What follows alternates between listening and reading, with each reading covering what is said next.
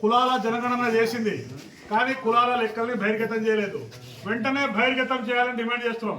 మూడో డిమాండ్, ఎస్టీలు సాగు చేస్తున్న పోడు భూములు లావణి పట్టాలని పక్కా పట్టాలు ఇవ్వాలి. గత ప్రభుత్వము ఎన్నికల మేనిఫెస్టోలో ప్రామిస్ చేసింది.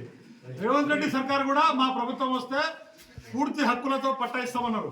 కానీ ఇప్పటికీ పోడు భూములకు అసైన్ ల్యాండ్కు పట్టాలు ఇవ్వట్లేదు. తక్షణమే ప్రభుత్వం పూర్తి శాశ్వతంగా పక్కా పట్టా ఇవ్వాలని డిమాండ్ చేస్తున్నాము. అదేవిధంగా కేంద్రంలో బీజేపీ 7.5% రిజర్వేషన్ మాత్రమే ఇస్తుంది.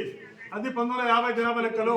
ఇప్పుడు మాది సెంట్రల్లో 14% ట్రైబల్ పాపులేషన్, 7.5%ని 14%కి పెంచాలని డిమాండ్ చేస్తున్నాము. ఇలా లంబాడీలను చైతన్యం చేసి జాగృతం చేసి త్వరలో ఆగస్టు 24 నాడు హైదరాబాద్లో వేలాది మందితోటి మహాధర్నా నిర్వహించబోతున్నాము. అందులో భాగంగా ఇవాళ భూపాలపల్లి జిల్లా సదస్సు పకటపల్లిలో జరిగింది. చాలా మంది లంబాడి సోదరులు హాజరయ్యారు. ఇక్కడ జిల్లా కమిటీ, మండల కమిటీ నిర్మాణం చేయబోతున్నాం. జై శివల. Thank you.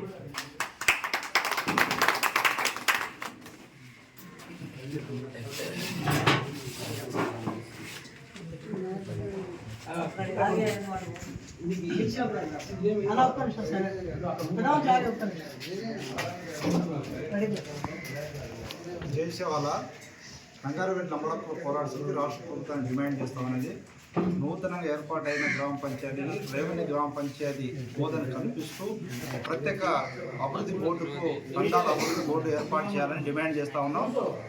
స్థానిక ఎన్నికల్లో మా రెవెన్యూ గ్రామ పంచాయతీ ఇచ్చిన తర్వాత స్థానిక ఎన్నికలు, గ్రామ పంచాయతీ ఎన్నికలు జరపాలని రాష్ట్ర ప్రభుత్వాన్ని డిమాండ్ చేస్తూ ఉన్నాం. మూడు భూములు లావణి భూముల సమస్య పరిష్కారం చేయాల్సిందే. మా జనాభా, లంబాడి జనాభా బహిర్గతంగా చేయాలని రేవంత్ రెడ్డి సర్కార్ని మేము డిమాండ్ చేస్తూ ఉన్నాం. 33 జిల్లాలు రాష్ట్ర కమిటీ, జాతీయ కమిటీ చైతన్యం చేస్తూ ఉన్నాం.